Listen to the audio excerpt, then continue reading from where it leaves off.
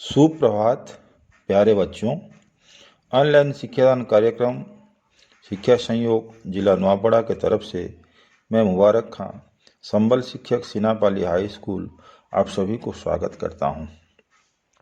आज हम एक नया गद्य पाठ पढ़ने जा रहे हैं जिसकी पृष्ठभूमि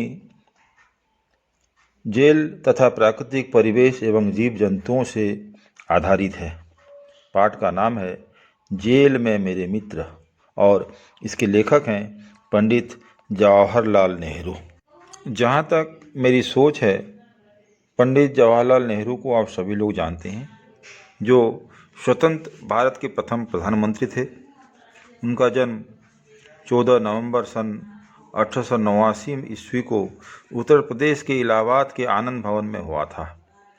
उनके पिता थे मोतीलाल नेहरू, जो उस समय के प्रतिष्ठित वकील थे, जिन्होंने अपने ज्ञान और तर्क शास्त्र से बहुत नाम कमाया। जवाहरलाल पर पाश्चात्य सभ्यता का प्रभाव होते हुए भी उनका भारतीय सभ्यता और संस्कृति से बेहद प्यार था।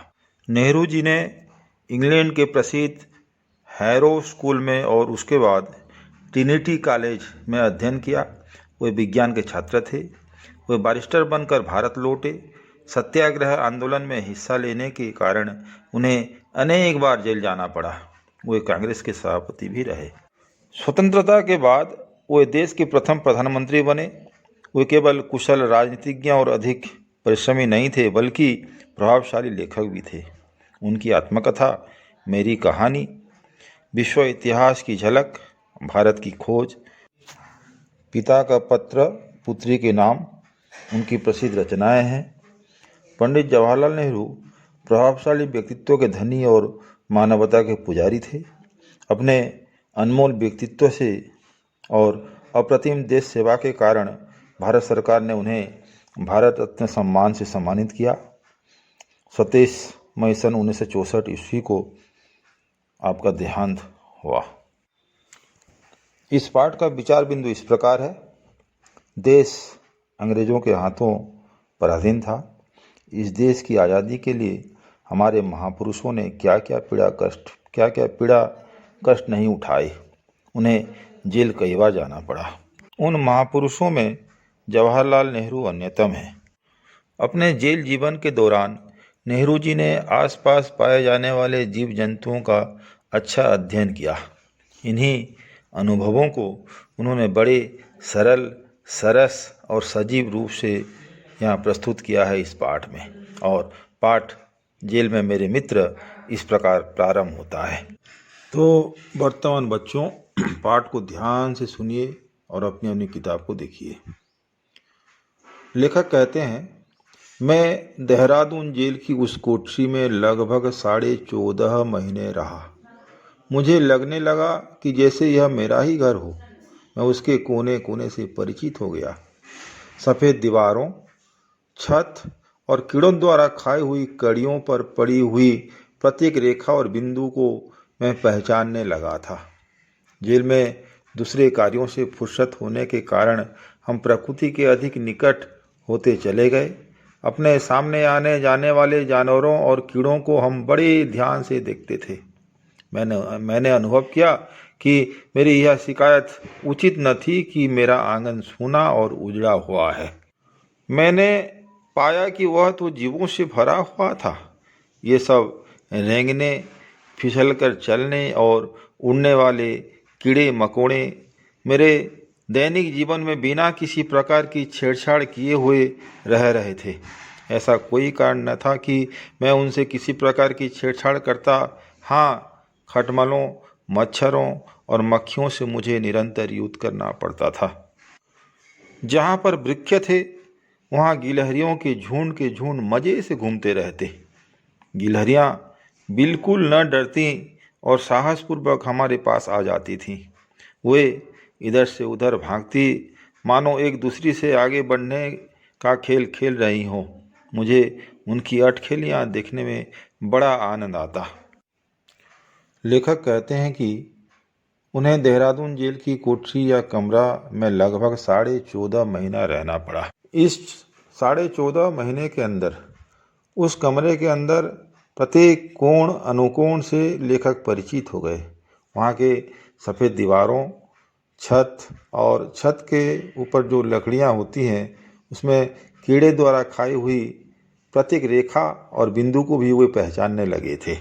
नेहरू जी कहते हैं, जेल में दूसरे कार्यों से फुर्सत होने के कारण हम प्रकृति के अधिक निकट होते चले गए। यानी काम तो कुछ नहीं था, केवल एक कमरे के अंदर चुपचाप बैठे रहना, उससे थोड़ा बाहर निकलना, तो प्रकृति को निहारना, प्रकृति को देखना, उससे परिचित होना उन्हें अच्छा लगता था। उनके सामने आने जाने वाले प्रत्येक कीड़े मकोड़े जानवर को बड़े ध्यान से वे देखते थे। और वह कहते हैं कि व्यक्ति कहता है जेल के अंदर अकेलापन महसूस होता है, लेकिन यहाँ लेखक अकेलापन को महसूस नहीं करते। कहते हैं कि मैंने पाया कि वह तो जीवों से भरा हुआ था। मेरा आंगन कभी सूना नहीं पड़ा, कभी उजड़ा हुआ नहीं था। मेरे सामने कई कीड़े मकोड़े अपना यातायात करते थे। वे कभी रेंगते थे, एक एक कीड़े रेंग रेंग कर चलते थे, कोई फिसल कर चलता था और कोई उड़ने वाला, कोई दौड़ने वाला। ये सब देखकर मुझे बड़ा आनंद आता था। मैं कभी उनको छेड़छाड़ नहीं किया, वे आराम से रहते थे। ऐसा ऐसा कोई कारण नहीं था कि हम उनसे छेड़छाड़ करते। छेड़छाड़ करने की कोई ज़रूरत नहीं थी। बड़ा आनंद लगता था, हम उन्हें अपना मित्र मानते थे। हाँ, केवल एक ही चीज़ से मुझे संघर्ष करना पड़ता था, युद्ध करना पड़ता था। खटमल, मच्छर और मक्खी, इनसे निरंतर हमें युद्ध करना पड़ता था। एक दूसरी बात है, जहाँ पर वृक्ष थे वहाँ गिलहरियों के झुंड मज़े से घूमते रहते थे। गिलहरियों का अट खेलना हमें देखकर बहुत मज़ा आता था। वे मानो हमारे मित्र थे। कोई बिल्कुल हमसे नहीं डरती थीं, साहसपूर्वक हमारे पास आ जाती थीं और वो इधर से इधर भागती थीं, मानो एक दूसरे से आगे बढ़ने की खेल खेल रही हो।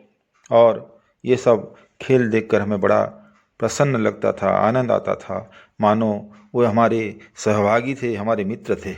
इस प्रकार देहरादून जेल में हम लोगों की मुलाकात कीड़े मकोड़ों से और गिलहरियों से हुई। आगे हम देखते हैं लखनऊ जेल की बात।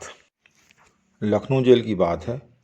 लेखक घंटों तक बिना हिले डुले ध्यानपूर्वक पढ़ते थे, लिखते थे। एक गिलहरी उनके पैर पर चढ़ जाती है और उनके गोद पर जाकर बैठ जाती है। बैठकर वह लेखक की मुंह को ताकने लगती है, ध्यानपूर्वक ताकने लगती है, परंतु गिलहरी जान नहीं पाती कि वह एक इंसान है। वह गौर से देखती है और अनुभव करती थी कि मैं एक वृक्ष नहीं हूँ। पहले तो सोचती है मैं शायद कोई वृक्ष हूँ, परंतु बाद में वह अनुभव करती है कि मैं वृक्ष नहीं हूँ। परंतु लेखक कहते हैं मैं यह नहीं बता सकता वह क्या समझती थी, मैं बता नहीं सकता। मैं जरा सा हिलता कि वह भयभीत होकर भाग खड़ी होती। लेखक फिर कहते हैं, कभी कभी गिलहरियों के छोटे बच्चे पेड़ों से नीचे गिर जाते थे। उनकी माताएं उनके पीछे दौड़ी हुई आती और उन्हें गेंद की तरह अपने मुंह में दबाकर सुरक्षित स्थान पर ले जाती थीं। कभी कभी बच्चे खो भी जाया करते थे। और लेखक यह भी कहते हैं कि हमारे साथी ने इस प्रकार गिलहरियों के खोए हुए 3 बच्चों को पाल रखा था। लेखक अपने जेल जीवन की कहानियों में से, जो उनके बीते हुए दिनों में से एक दिन की बात कहते हैं कि मैं एक दिन कुछ कुछ आवाज़ सुना। लोग चिल्ला रहे थे, हाय, ये गिलहरी के नन्हे नन्हे बच्चे कहीं मर ही न जाए। मैं उधर गया तो देखा कुछ कैदी खड़े चिल्ला रहे थे, अरे अरे, हाय हाय कर रहे थे। मैंने उन बच्चों को देखा तो निश्चिंत हो गया। मैं उन गिलहरियों बच्चों को देखा और निश्चिंत इसलिए हो गया कि वे जीवित थे। मैंने कहा, तुम सब इन बच्चों को घेरे खड़े हो आप जैसे खड़े रहोगे तो उनकी माँ इन्हें लेने कैसे आ सकती है? मैंने उनसे प्रश्न किया। चलो, उनको सुझाव भी दिया, चलो हम बरामदे में बैठकर देखते हैं। मैंने कैदियों को बताया कि मैं रोज इन गिलहरियों को देखता हूँ। कई बार इनके बच्चे वृक्ष की टहनी से नीचे गिर जाते हैं और उनकी माताएं फुर्ती से नीचे आती है, बड़े ध्यान से इन्हें गेंद की तरह गोल गोल कर मुंह में दबा लेती है और फिर पेड़ पर ले जाती हैं। धीरे धीरे शाम होने लगा, संध्या का समय था और रात भी आने लगी। रात हो गई, परंतु देखा गया कि गिलहरी न आई, उसकी माँ नहीं आई, बच्चों को लेने के लिए उनकी माँ नहीं आए। हम लोग चिंतित हो गए, मैं भी चिंतित हो गया। लेखक कहते हैं मैं चिंतित हो गया। अरे, इन छोटे छोटे गिलहरी बच्चों को बचाने के लिए कुछ तो करना होगा। कैदी उन बच्चों को उठाकर मेरी कोठरी में ले आए। उस समय एक व्यक्ति थे, पांडे जी। उन्होंने आते ही बोले, ये बच्चे तो बहुत छोटे हैं, न तो ये पत्ते चबा सकते हैं और न रोटी का चूरा खा सकते हैं। हमारे सामने एक बहुत बड़ा प्रश्न था कि कैसे जीवित रखा जाएगा इन बच्चों को। तरह तरह के उपाय सामने निकलने लगे। दूसरे व्यक्ति ने सुझाव दिया कि इन गिलहरी बच्चों को बोतल से दूध पिलाया जाए। पर कैसे? जेल में बोतल कहाँ बोतल मिलेंगी? फिर गिलहरी बच्चे इतने छोटे थे कि बोतल से तो दूध पी ना सकते। उनका पालन पोषण करना कठिन समस्या बन गई थी। हमारे लिए बहुत समस्या बन गई थी कि इनको कैसे जीवित रखा जाए, कैसे पालन पोषण किया जाए। गिलहरी बच्चों के बारे में सभी लोग तरह तरह की बातें सोच रहे थे कि इनको कैसे जीवित रखा जाए। इसी बीच मेरी दृष्टि पेन में स्याही भरने वाली नली पर पड़ी। मैंने नली को उठाया और सबको दिखाते हुए कहा, इसे बोतल बनाते हैं, इसको बोतल बनाकर इसमें दूध भरेंगे और गिलहरी बच्चों को पिलाएंगे। फिर शुरू हुआ नली से दूध पिलाने का प्रयास। सभी लोग प्रयास किए वर्तमान कि उस बोतल वाली या जो नल हमारे सामने हमको मिला था, उस नली या उस नली वाली बोतल से उनको दूध पिलाया जाए। पर नली से दूध की बूंद कभी बच्चों की नाक पर गिरती और कभी जमीन पर। उनको पिलाना संभव नहीं हुआ। कभी दूध जमीन पर गिर जाती थी, कभी उनके नाक पर गिर जाती थी, कभी बच्चे मुंह ही न खोल पाते थे, कभी हम नली स्थिर नहीं रख पाते थे, नली हिल जाती थी। इस प्रकार बच्चे दूध नहीं पी पाते थे। हम सभी लोग परेशान हो गए। क्या किया जाए, कैसे किया जाए? जल्दी ही दूध अगर पिलाया नहीं जाएगा इन बच्चों को तो बेचारे मर जाएंगे। और हम लोगों की यह चेष्टा को जेलर राम प्रसाद जी देख रहे थे। उनके मन में कोई विचार कौंधा होगा, उभरा होगा। वो भागते हुए वहाँ से चले गए और तुरंत ही हाथ में कुछ रुई लेकर वहाँ से लौट आए। और हमें उन्होंने समझाया कि भाई, नली में दूध डालने से नहीं होगा, आप इस प्रकार काम कीजिए। पहले नली में दूध डाला, उसके ऊपर रुई लपट दी। रुई दूध से गीली हो गई और गिलहरी का नन्हा बच्चा रुई चूसने लगा और थोड़ा थोड़ा दूध उसके गले पर उतरने लगे, उसके पेट पर जाने लगे। चूस चूस कर उस दूध से भीगी हुई रुई को वह चूसने लगा। चूस चूस कर बच्चे ने नली का पूरा दूध पी लिया। इसी तरह बाकी दोनों बच्चों को भी दूध पिलाया गया। जब बच्चे दूध पी लेते हैं तो हम सब की जान में जान आई, हम लोग सब खुश हो जाते हैं। इस प्रकार लेखक का कहना है। बच्चों को दूध पिलाने में हम जब समर्थ हो गए, सार्थक हो गए, तो हमें ऐसे लगने लगा, लेखक कहते हैं कि मानो हम इतने प्रसन्न हो गए, मानो हम विश्व जीत लिया हो। अब ये तीनों बच्चों हमारे जेल परिवार के हमारे चहेते सदस्य बन गए।